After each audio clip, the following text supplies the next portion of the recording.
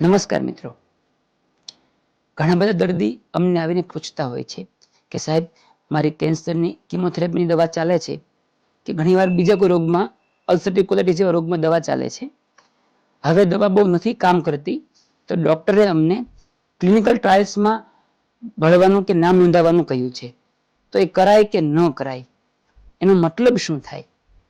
તો પહેલા clinical trials સમજતા પહેલા દવા કોઈ પણ નવી સંશોધન થાય એ આપણી સુધી કઈ રીતે પહોંચે એ મારે સમજાવવું પડશે. જ્યારે કોઈ પણ નવી દવા શોધાય ત્યારે પહેલા એના પર લેબોરેટરીમાં ટેસ્ટ થાય, પછી પ્રાણી પર ટેસ્ટિંગ થાય, પછી હેલ્ધી વ્યક્તિ વોલન્ટિયર હોય સામેથી એ લોકોને પૈસા આપી એના પર ટેસ્ટિંગ કરવામાં આવતું હોય છે, પછી લેબોરેટરીમાં તે અમુક દર્દી પર ટેસ્ટિંગ કરવામાં આવે. આ બધું ઓકે હોય તો પછી એ દવા સમાજમાં આવે અને શરૂઆતના ફેઝમાં કંપની અમુક સિલેક્ટેડ વ્યક્તિને જે દવા આપતા હોય છે એ દવા ફ્રી ઓફ કોસ્ટ આપતા હોય છે, એમાં કોઈ ચાર્જ નથી લાગતો અને એ દર્દીની તમામ અસરો એ કંપની જે બનાવતી હોય એ લોકો નોંધ કરતા હોય છે, એને અમે ક્લિનિકલ ટ્રાયલ્સ કહેતા હોઈએ છીએ. તો આમાં જવાય કે ન જવાય? પહેલી વસ્તુ, જ્યારે જે રૂટની દવા જે વપરાતી હોય એ દવા દર્દી પર કામ નથી કરતી, હવે બીજો કોઈ વિકલ્પ જ આપણી પાસે નથી, ત્યારે જ લોકો આ દવાનું સલાહ આપતા હોય છે. એટલે કે આપણી પાસે આમને બીજો કોઈ વિકલ્પ તો છે જ નહીં. આ દવા નવી છે, કદાચ બહુ વર્ષોથી ટેસ્ટિંગ થયેલું ભલે ન હોય, પણ ચાન્સ લઈએ, જો દવા લાગુ પડી જાય તો બેનિફિટ મળે. બીજી વસ્તુ, આ દવા ખાલી અખતરો નથી, એના પર ઘણા બધા વર્ષોથી સંશોધન થયા છે. મોટાભાગના અંશે દવા સેફ છે, પછી તમારા પર આપવામાં આવતી હોય છે. એટલે જો બીજા કોઈ ઓપ્શન ન હોય તો આ દવા લેવામાં કોઈ નુકસાન રહેતું નથી.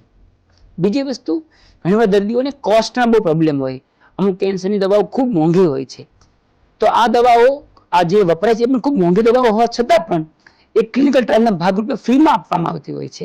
એટલે જે લોકોને આર્થિક પ્રોબ્લેમ હોય એને માટે પણ આ દવા ઘણીવાર વરદાનરૂપ સાબિત થતી હોય છે. તો આમાં જોખમ શું? તો પહેલી કે આ દવા બહુ જૂની નથી, સમાજમાં જાહેર સમાજમાં વપરાશ માટે હજુ સંપૂર્ણપણે આવી નથી, એટલે ક્યારેક એવું બને કે આ દવાની કોઈ સાઈડ ઇફેક્ટ અત્યાર સુધી આપણે ધ્યાનમાં ન આવી હોય અને આપને થાય, પરંતુ એવા ચાન્સ જનરલી ઓછા હોય છે. અને મોટાભાગના કેસની અંદર આ દવાનું જે બોડીમાં પ્રમાણ છે, એની જરૂરિયાતો છે, એ બધું બહુ ઝીણવટથી ચકાસ કરીને દવા આપવામાં આવતી હોય છે. એટલે થોડા પ્રમાણમાં રિસ્ક હોય છે, પરંતુ બહુ વધારે હોતું નથી. બીજું, આ દવાની અસર 100% આવશે કે નહીં એની સ્પષ્ટ માહિતી ઘણીવાર નથી હોતી. અમુક ટકામાં અસર કરે, અમુક ટકામાં ન પણ કરે. એટલે ક્લિનિકલ ટ્રાયલની દવા કે બીજી દવાઓ પણ 100% અસર કરશે એવું કહી ના શકાય. પરંતુ જ્યારે આપણી પાસે બીજો કોઈ વિકલ્પ ન હોય, જ્યારે બધી દવાઓ નાકામયાબ નીવડે, ત્યારે આ દવાનો ચાન્સ લેવો એ કોઈ જોખમી પગલું જનરલી રહેતું નથી. મોટાભાગના કેસમાં થોડો ઘણો ફાયદો થતો હોય છે. ધન્યવાદ.